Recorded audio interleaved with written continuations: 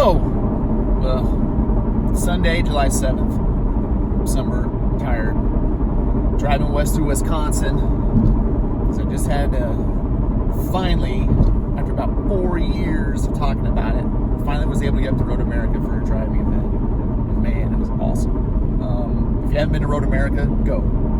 It's a great track, easy track to drive, fun track to drive, super fast track. I had fastest I'd ever driven on a track.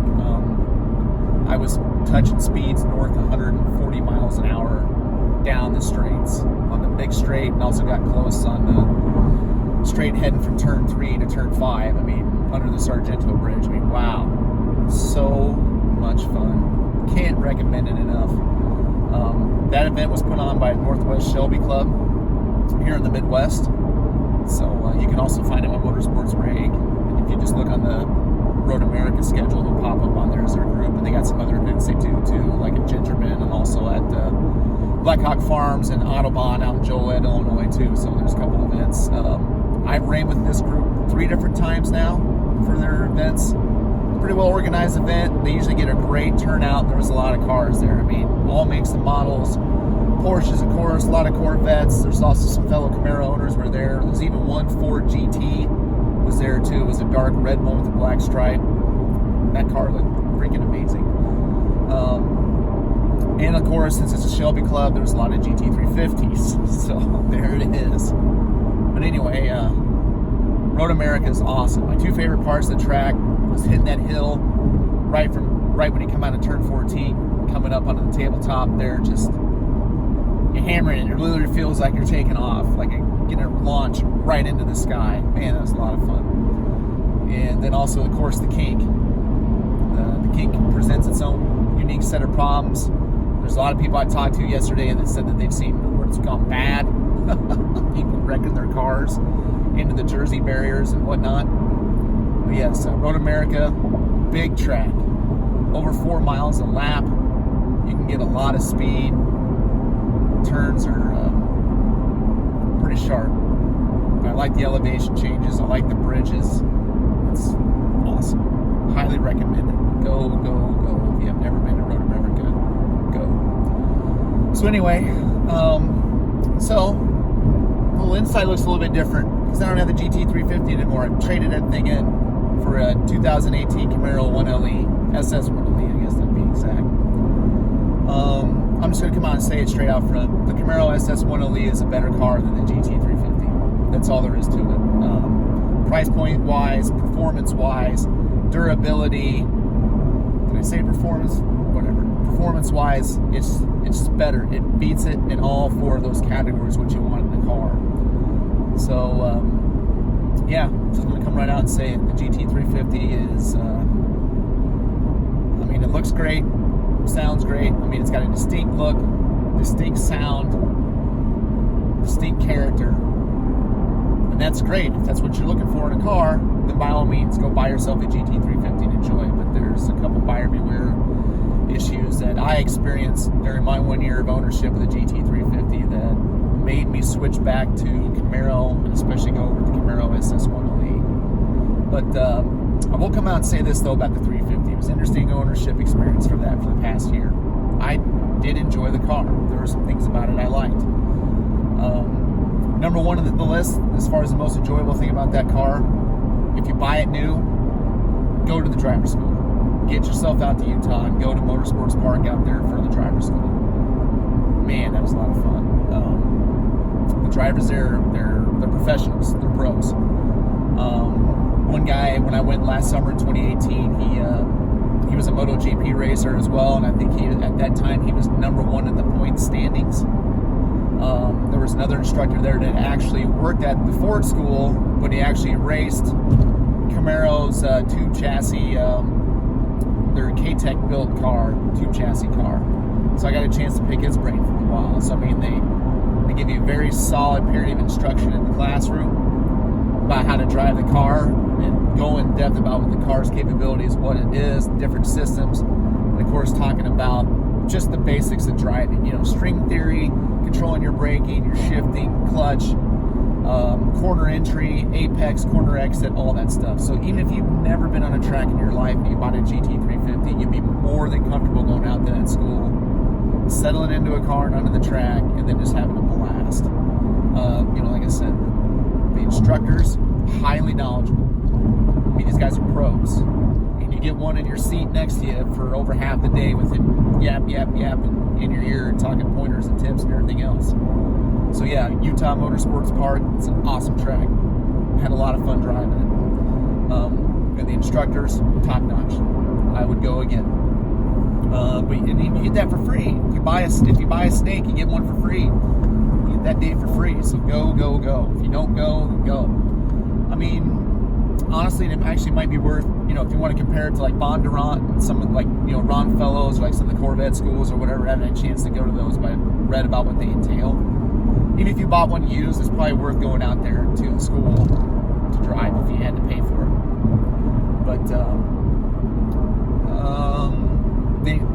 the character of the 350, it growls differently, it feels differently. I mean, they definitely nailed it as far as those things go. Negatives, durability sucks for a car with they're hyped it up with that type of performance and capabilities about what it's supposed to do. The car's not durable and it's not built well. Sorry. I put 11,000 miles on it. I drove it from Des Moines all the way to Utah. I took the big road trip to drive out to the school. I figured I might as well have some fun with the car. But 11,000 miles on the Shelby. I had to take that thing in for 4 warranty issues. 2 of them were pretty minor. Like the stripes were peeling off the top. They were bubbling off the top, so I had to get those replaced. The GT350 logo was starting to peel off the side of the front corner panel, so I had to get that replaced. The second one is a little bit more major. I got hit with the rear bumper sag happened. So I don't know how Ford constructed the car or what they thought, but what happens is there's not enough clips to hold up that rear quarter panel up to the rest of the car. So it starts to sag, and you end up with a gap in between the rear lines and your quarter panel. Gap's so big enough I can stick my finger in it, which is about, almost a ½ inch wide gap, and then it settles. But just like anything else, it sags, it rattles, it makes noises. You would figure with the car at that time that stickered for $60,000 that they've constructed a little bit better. And also, of course, I got hit with a bad engine. So a lot of drivers have had engine failures with their GT350s and had them replaced. Mine wasn't a catastrophic failure, but I was noticing things like high oil consumption, about roughly 1 quart every 1,000 miles was on that engine. This was a 2017. So that engine this car had been in production for a couple of years. You figure, okay, give Ford a couple of years to figure it out, then work some of the bugs out, put a good product on there. Actually, the 17s, one big major thing they did was that it didn't matter if you got a tech pack or a track pack or any type of option on your GT350, you were getting all the transmission and differential oil coolers regardless of what you got. The 15 and 16 models, if you go looking for a used market and you see that they have the tech pack, and if you plan on tracking the car, don't buy it. What'll happen is that the car doesn't have the sufficient amount of coolers underneath it to keep the car cool. So you get about a 20-minute session on the track, the car overheats, goes into limp mode because the coolers aren't there to keep the transmission differentials and stuff cool. So the car, to protect itself, goes into limp mode until it's able to cool itself off. So if you get a Tech Pack 15 or 16 GT350, that's what you're going to run into. Now you can go to the Ford Performance Catalog and buy those parts to have them installed, but it also comes back to the question of, once again, Ford, you build a track car. Why am I going into limp mode in the first 20 minutes of the track? Whether or not it's a Tech Pack or track pack or any type of pack.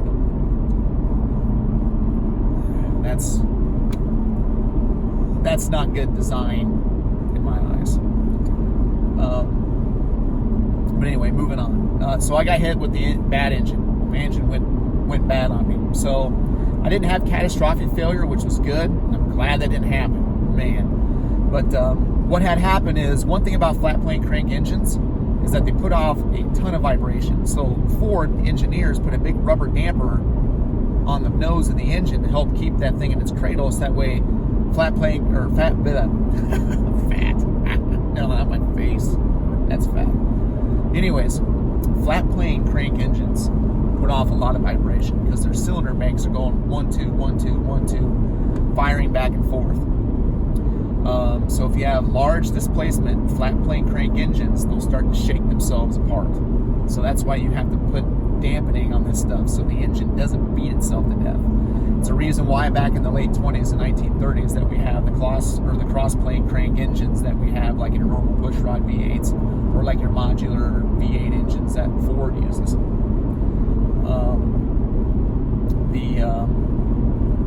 So guys our fellow owners of GT350s were reporting piston slap, oil consumption, and then throwing out bearings and rods. So that sucks.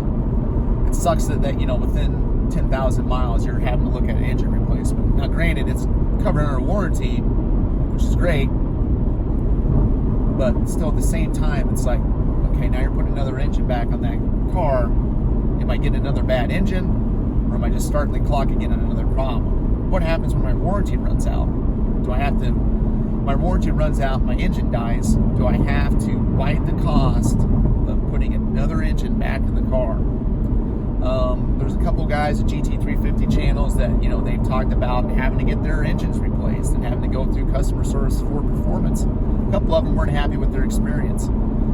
Once again, a car with this much hype, with this much legendary backing behind it, and the capabilities that Ford was touting that this thing was capable of, it's just these durability issues sank it for me, and I decided to get rid of it. I traded it in. Also, one bad thing too with the engine going out at that time, it was also bad timing. I was scheduled to do 2 track events at Council Bluffs at RPM, and I was actually hoping to get my licensing done so I could start just doing some low-level competing time trial stuff like NASA events, just to see how well I do. But with the car in the shop, I wasn't able to make the events, wasn't able to get my licensing signed off, and of course with all the rains and everything else that has happened in western Iowa with the flooding, that track is currently underwater. Now, I know they're in the process of getting that place cleaned off, and hoping beyond hope I get a chance to get out there again. But it's an interesting track. It's called RPM Raceway Park in the Midlands. It's just south of Council Bluffs, Iowa, Pacific Junction. But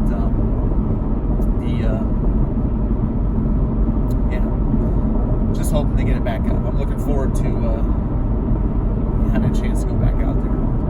But okay, so what happened with my engine? Because it wasn't catastrophic failure, but I noticed at certain rev ranges, it was making some grinding noises, between like 2,000 and 4,000 RPMs. It was really grinding, really noisy. So it was a little disconcerting. So I called the local Ford dealership and I was like, hey, I think I'm having an engine problem. Something's wrong right with this car. I was on my way into them when the car shit the bed. So the Ford dealership there in Des Moines, or actually technically Ankeny, took a look at it. And they're a good dealership. Deary Ford and Ankeny, their service department was up to speed on everything. So I would feel comfortable buying a car from them. But so what had happened was that the air compressor for the air conditioner that is attached to the engine block, once again going back to flat plane crank vibrations, had somehow loosened those bolts up to a point to where the air compressor came off the engine block and just straight fell off. The service manager said they found the air compressor just sitting in the frame of the car, just rattling around. So that's where it was. And so these Voodoo motors are hand built at Ford's facility, and you would think at some point some quality insurance would kick in. So, being that what we do nowadays, I asked a question on the internet about the engine block, or about this problem with the air compressor coming off, and sure enough, there was 3 or 4 other guys that replied I had the same issue. I'm like, all right, that just kind of sealed it for me. I mean, this engine's just having too many problems. I can't race, I can't enjoy this car if it's in the dealership all the time. Considering, I had to take it back in 4 different times to get things fixed. So, which is too bad. I had a lot of hopes for the car. I wanted to drive something a little bit different. Something that was definitely different from my 5th gen Camaro 1LE that I had. So of course, after doing some more research, and then I decided to trade that thing in and get my current car. It's 2018 SS 1LE. So let's talk pros and cons of the Camaro. Pros. Man, this thing is a capable performer, and especially at the price point, this is probably the best performance bang for your buck you can probably get. I was out the door at this car at about $41,000. At least the good thing about the Shelby is it held its value well on trade-in. Even after getting a year, I didn't really have to eat much of a loss at all for, depreciation in 1 year. I didn't take a bath in the car at all. It was about broke even, honestly, in the car. Maybe. Let's sit down and do the figures even to make sure. But no, I did not take a huge. I wasn't underwater in that car by any means.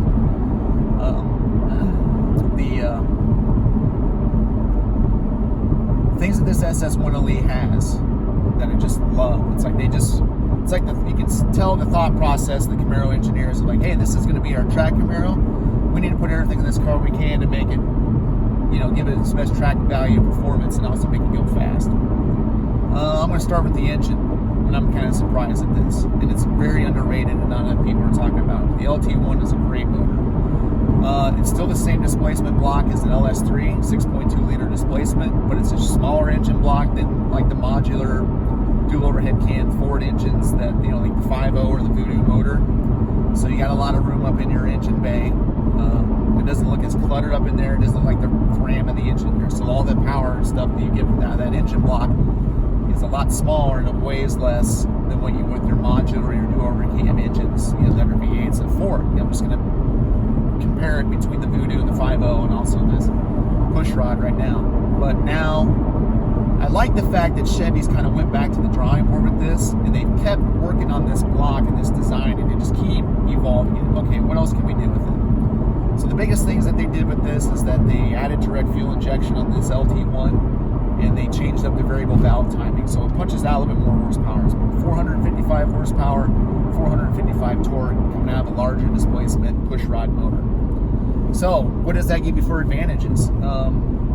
Because right away, people are going to say, well, the Shelby had 526 horsepower, and your Camaro now is only 455. So, Ryan, you took a 75, 70, whatever, horsepower hit change in cars. And that's fine. I understand that. I'm by no means a pro racer at all. I've done enough messing around on track events to have some fun and at least get some experience. And the best part, of course, is talking and listening to people a hell of a lot smarter and better at this than I am. But the one thing I like about this LT1 from a racetrack road course perspective is the torque. The torque just punches out of this car. So your torque range on your LT1 starts at about roughly 1,800, 2,000 RPMs. You start feeling it come on. By 2,000 RPM, you're in it. You got all the power. You got all the torque, all the way up to about 6,000, 6,200 RPMs. So what does that do for you? That means when you're coming out of a corner and you're downshifting or whatever, you don't have to stay up in the revs as much. The danger with the GT350 is you have to keep those gears pinned. And I guess it's not really a danger, it's more or less a driving style. I correct myself there on that one. Driving style. If you're not up in the revs in that GT50, 350, anywhere like north of 4,000, she's going to dog her way out of the corner, and you're going to lose a lot of time. But of course, the pros of that engine is got a really high rev ceiling all the way up to 8,300 RPM. I guess like 8,250 if you want to get technical. That's great. But you got a lot of low-end torque, and you got it immediately, snapping your fingers fast. The torque is right there. You don't have to worry about it. That means for me, depending on what your driving style is, you're punching out of that corner a hell of a lot quicker than what you would, with a more higher revving, higher strung engine. The power just comes on immediate. This engine block is simply constructed too. Parts are cheap to find, and it's powerful. You can beat on this thing all day long, and it just loves it. I didn't notice anything throughout my roughly 2 hours, close to 2 hours of track time. USA Road America that really gave me any worries about this engine. So yeah, the LT1 engine block, it's powerful, it's awesome. You know, on the track for me, horsepower can only get you so far. Everyone wants to talk about horsepower mods, add more power, on and on and on and on and on. What makes you fast on a road course is your suspension, your brakes, and tires. I've seen guys in Miatas just shred tracks and shred cars that were a lot bigger and faster than they were. And a lot of that's on the driver too, but I mean, you know, it's a different type of racing. If you want a high horsepower, go to the drag strip, knock yourself out. At least that's my opinion. So we talked about the engine. So the vice to that too. So if you want to compare the Voodoo and the LT1 is this. Voodoo torque comes in around roughly 3,500, start feeling a little bit, 3,700, about 4,000 RPMs you're in it. And you can ride that torque all the way up to 8,300 RPM, all the way up to the red line, which is pretty neat, honestly. I mean, that engine screams. It's fun to drive. I will not crap. I won't completely crap all over that car. I just know that I just had issues with it. This is all I had problems with it. But like I said, that if you don't stay up in the revs on that Voodoo, she's a dog coming out of the corners. You will not. She'll be hard to move. You really need to be up in the revs. Probably your corner entry, you probably need to be about 6,000 RPM plus if you want to not lose enough rev to carry you through the turn and then get out of there. Depending on what gear you're in. But long legs on those gears too. There was a lot of times when the 2 times I was out on track, the GT350, that you know, you're thinking in your mind, okay, I should be upshifting here, and then you peek down at the RPMs and you realize you still got another 2,000 RPM to go. It's like, man, you can really push that car given the right track. So we talked about the engines for a little bit. I think the LT1's better. It's actually pretty damn rev happy. It revs just as fast as the Voodoo. You know, you read some stuff where people are like saying that the Voodoo motor revs quicker, revs higher. It's more F1 racer track engine, on and on and on. This LT1 can match it. The only thing that beats it is power, but horsepower is subjective, because how many instances on a track you're actually going to be able to use all that horsepower. That 526 Voodoo horsepower, that engine reaches its horsepower peak right at the red line. So you're not going to get all 500 of them horses until you get at least above 7,500 RPM. So about roughly, those engines are power-wise, I think they're equal. The LT1 has more torque, and the torque comes on easier, and it's a lot quicker and easier to manage. So I think the LT1's a better engine. You know, if someone's an engine engineer or mechanical engineer, I'm sorry, if someone's a mechanical engineer and wants to add their 2 cents or likes and dislikes, by all means, throw them up there. I want to hear it, because I'm not a fucking expert at this shit either. But anyways, so I like the engine. The engine's strong. Other little things I liked about this car that the GT350 doesn't have. Having a full HUD, heads-up display, floating right above your hood while you're on the track is awesome. You got different modes with the HUD. It shows you miles per hour, like if you have it in track mode, or one of the modes where it shows all your track stuff, it's in miles per hour. You see your RPMs. There's also a shift light bar up top of it that starts flashing red when you need to upshift. And it also shows a little thing in the corner where how many G-forces you're putting stress on the car in a turn or barreling down a straight. Man, having that information right there is awesome. I think overall, this is just an easier car to drive fast, and it makes you feel a hell of a lot more confident when you're behind the wheel. And driver confidence is better than any mod you can put on any car by a long shot. If you'll feel confident braking, turning, accelerating in the car, it's going to make you a hell of a lot more quicker than just having a bunch of horsepower and whatever, trying to hustle your way around the track. If you feel tentative at all about anything when you're on the racetrack, you're just going to get slower. Your reaction times are be as quick. You're not going to be as confident. This car makes you confident. So I loved having that HUD. The GT350, all it had was just a little light shift bar that you could kind of change with a little bit, and it would just light up. Dots would come on, light together, start flashing at you when you needed to shift. But it didn't give me other information as far as like speed, RPMs, or whatnot. But you can change the RPM, the shift limit range on that, so that way the bar wouldn't light up until you pretty much got all the way up to the red line, which was kind of cool. It's kind of neat little feature. Other little things, the Camaro's wheels, tires, brakes, suspension, superior to what Ford's making right now. Chevrolet's performance traction management system, same system you find in this Camaro, same system you'll find on the Corvettes. It's better than Ford's MagnaRide. Ford's MagnaRide only really has like 3 modes. You got like normal, and it's like track, and sport.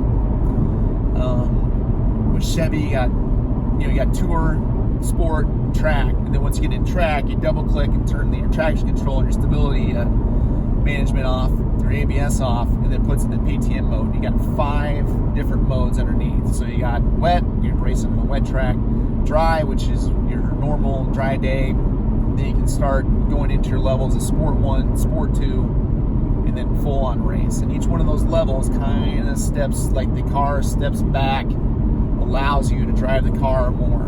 I mean, a lot of that stuff is on you, like the traction control, ABS, all that stuff won't kick in until much later. But it also lets you drive the car. The manual transmission. Oh, I'm sorry, let's go back to suspension, get ahead of myself here.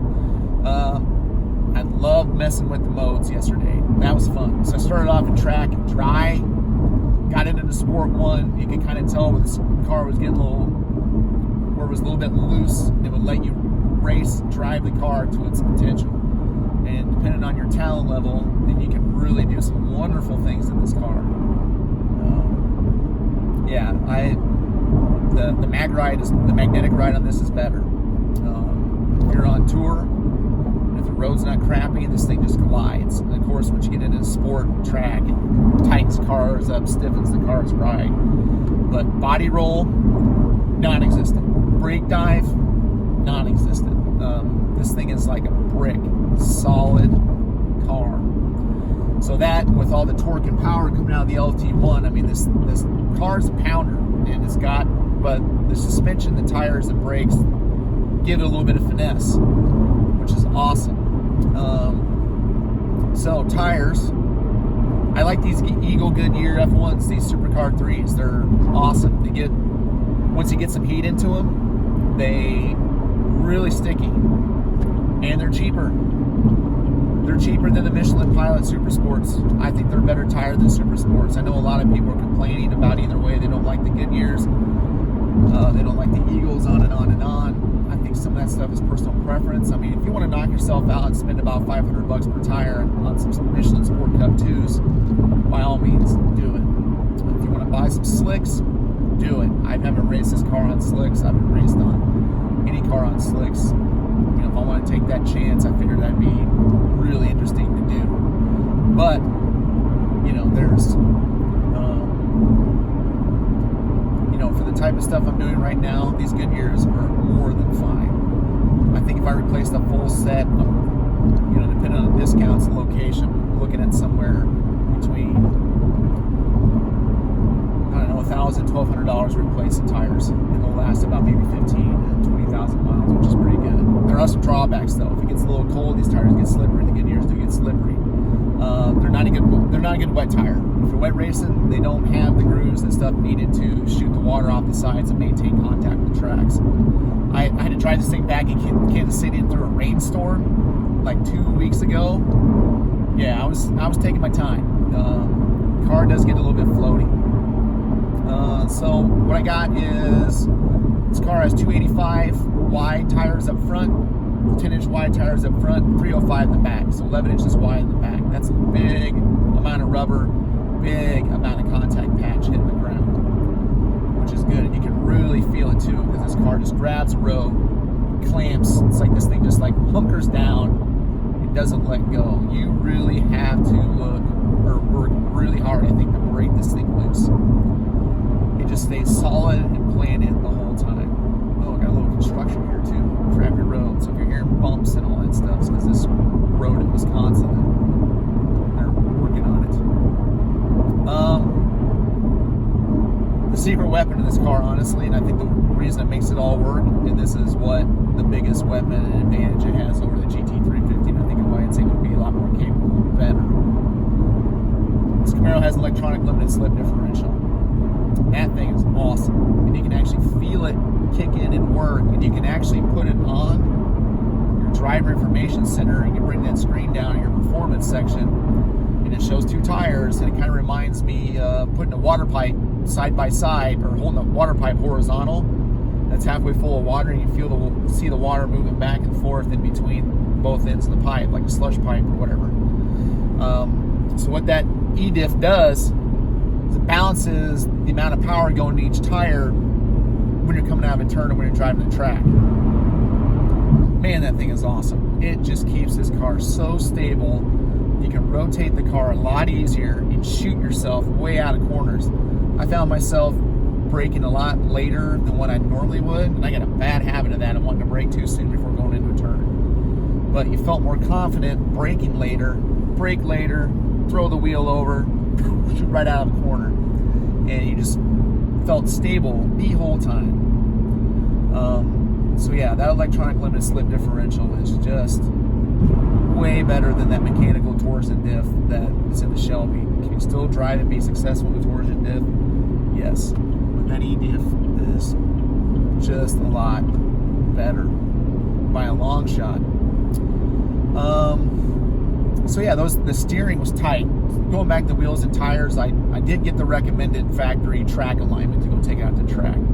So my 5th gen 1LE had a big problem. Well, I guess say big problem, but noticeable problem with understeer. It was a little bit bigger, heavier car. I know these 6th gen 1LEs weigh about 3,700 pounds and some change, so it's a little bit lighter than my 5th gen. But putting the track alignment on this car, man, there was just no understeer. This car did exactly my steering inputs going in and out of corners. This thing just darted, and it does exactly what you tell it to. This thing just ate up the road. Brakes are stout, even stock pads are fine with the stock rotors for the type of stuff that I'm doing. Now, if I was competing at higher levels, yeah, and if I had all kinds of money to burn, would I look at redoing the rotors and pads for something more higher end race? But yeah, that shit is expensive. But this car comes as is, ready to go. So yeah, the track alignment. If you do track your 1LE, get the track alignment. It's about $100 roughly from your local Chevy dealer. They'll be able to throw it on there to you, no problem. I had the track alignment done by Cable Dahmer down in Independence, Missouri. That's where I bought this car, and they got it done, and I was on my way. So yeah, big advantages I see with the car. So let's talk, it's not all sunshines and rainbows here in Camaro world. So the other thing is, one last little interior thing before I start talking about this. These Recaro seats, you can't really see them in the... One thing I did notice about these Recaro seats, and you see in a lot of others, is that they're missing the above shoulder cutouts. So if you're like the guy that runs, or the person that runs a roll cage inside your car, and you got the 5-point harness coming over the top, around, and all that stuff, there's no cutouts for that. So I haven't peeked inside of a 6th gen 1LE that has a roll cage in it yet, or what the setup looks like. I probably need to find some pictures online. I'm pretty sure there's got to be some out there. But these Recaro seats are super comfortable. Like you sit in them and it just kind of sucks you in. I didn't notice any sliding at all when I was going into turns yesterday. I didn't have to like brace myself against either like the transmission tunnel or like the door to keep myself in my seat while I was driving. And they're really comfortable too. So it's about estimate a little under 500 miles one way to Road America in Des Moines, and these seats didn't make me feel uncomfortable. I wasn't getting like dead leg, if you will. That's it. Ergonomically, everything's where it needs to be. Good seating position. The shifter's right here. I can drop my hand right off the shifter or right off the steering wheel. It falls right on the shifter and ready to go. This trimming transmission is wonderful. Short throw, crisp, right in there. So that was wonderful. But yes, cons. Everyone talks about visibility. Everyone talks about storage space. Visibility. Yes, it's a little bit cramped. Just trying to see out of it. And, but if you got good CD position and you got your mirror set up right, and I'm looking around right now and I'm starting to come in on some traffic because I'm kind of coming through Wisconsin here, getting into Madison. I see fine.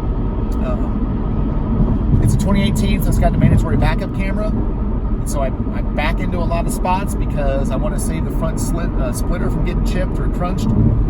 So I don't make sure I don't mess the car up. So yeah, there's a tiny bit of adjustment to sitting in the car and you're fine. But I don't really, it's not like you're completely blinded here, like you're in a machine gun bunker or something crazy like that, driving this thing. So yeah, a little bit cramped in the interior. The center console thing, this guy, yeah, there's barely any room in there. There's enough room in there for my wallet and keys, and then maybe my cell phone if you want to stick your cell phone in there. But otherwise, yeah, it's a joke. The back seat, I'm gonna take it out. I'm probably gonna get a Schrader kit, and I'm gonna take it out because I'll lose some weight, 30 pounds, and you know, no one is sitting back there comfortably. You might be able to get a baby seat. I got my backpack right there that I have my clothes in for the weekend, and yeah, that's about it. You're not taking 4 people in this car on a road trip, 2 at the most. So yeah, I'm not even going to pretend and try to say there's room back there in the back seat. There isn't. So I can take that out. I'll lose 30 pounds, and it plus actually kind of opens up more storage space back there. But yeah, no one is sitting back there on any type of road trip. The trunk itself actually does have a lot of room in it.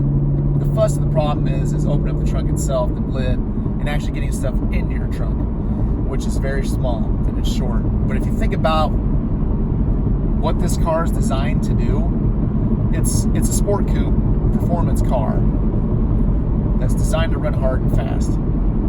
You're not going to be worried about backseat space. You're not going to be worried about trunk space in the car. Yeah, could you get kids bed in that back seat?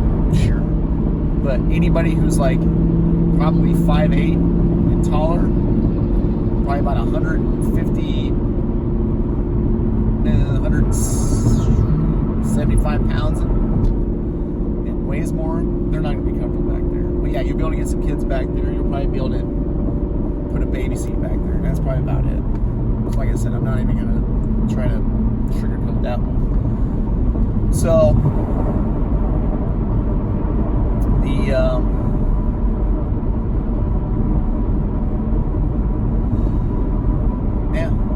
I mean, that's about it. Drawbacks. But I think if you're going to buy this type of car, that's what you got to know what you're going to get into, though. I mean, this is definitely a 2-person car, but performance-wise, it's better. I've enjoyed this car immensely since I first bought it, especially yesterday after Road America. Man, this thing is pounding. You know, like I said, I was out. You know, the price point for this car is about $41,000. It's a lot cheaper to maintain. Your ownership, cost of ownership is less than a GT350, and you're not getting tagged with a sticker price. So yeah, this car is a better performer. It's a better all-around car than GT350. So anyways, sorry, long video, but I'm driving, road tripping. But thanks for watching and all that. And I will see you soon. Bye-bye.